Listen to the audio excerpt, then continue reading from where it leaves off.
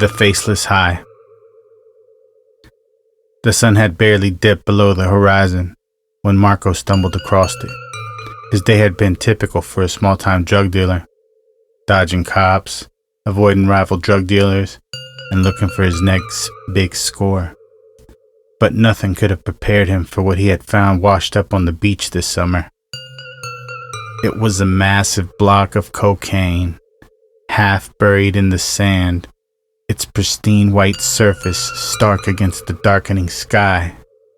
Marco's heart raced with the thrill of his find. He knew that this was a windfall. It was a gold mine. He loaded the block into his truck and took it to the trap house, where he would cut and package it for distribution. Within days, Marco had sold most of it. His usual customers, people he had known for years, were fiending for more of his product. They described it as the best they had ever had, and they kept coming back for more. But as the weeks passed, rumors began to swirl around the hood. One evening, Marco decided to follow up on the chisme. He paid a visit to a few of his regulars, curious to see what all the fuss was about. As he approached one of the more frequent buyers, a man named Lefty, he was struck by how strange Lefty looked. His face was unnaturally elongated, with hollow eyes and a grotesque, almost insect-like appearance. Marco's heart skipped a beat. "Lefty, what's wrong with you?" Marco asked, trying to hide his unease. Lefty, twitching uncontrollably, responded in a voice that seemed to come from deep within. "You gotta try more, Marco. It's like nothing else. It's changing us, making us better." Marco's skin crawled. He had heard of drugs that could alter perception, but this was different. This was horrifying. He moved on to see other users. Each one he encountered displayed similar grotesque transformations. Their faces and bodies had become twisted and elongated, forming grotesque, faceless masks of flesh.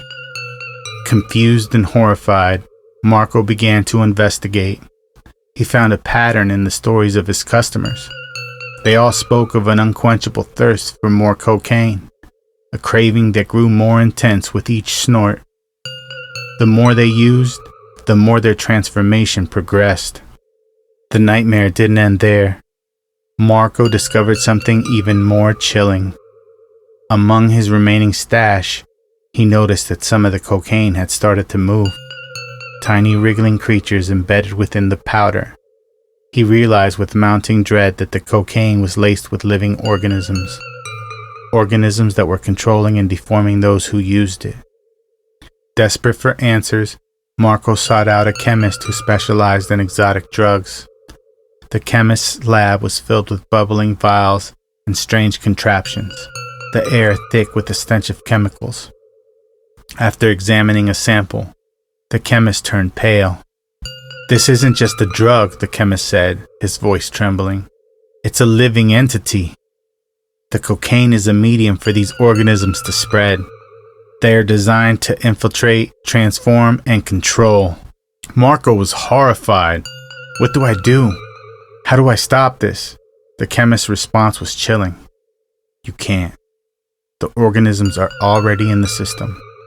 It's too late to reverse the process. They're going to keep spreading, turn more people into whatever they are now."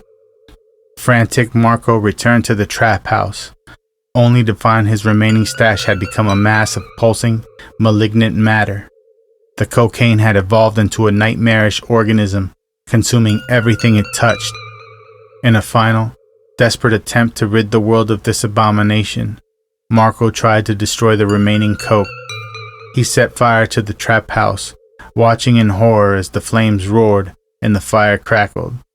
But even as the blaze consumed the drugs, Marco knew it was too late. The damage had been done. The following days brought news of a growing epidemic. People in the community began to disappear, their bodies found in an increasingly grotesque state. The transformation spread beyond Marco's customer base, affecting anyone who came in contact with the tainted coke. Marco, now a haunted man, was left to grapple with the fallout. The once thriving drug dealer had become a pariah, hunted by both authorities and those corrupted by the drug. He lived in constant fear, knowing that his actions had unleashed a nightmare onto the world. As the months passed, the town became a shadow of its former self, the streets haunted by faceless, twisted figures and the echoes of their screams. Marco's life, once full of ambition and greed, had been consumed by the horrors that he had inadvertently unleashed. In the end, Marco's story became a grim reminder of the consequences of tampering with the forces beyond comprehension. The Faceless High he had once profited from had turned into a living nightmare, a testament of how quickly life could spiral into horror from a single fateful decision.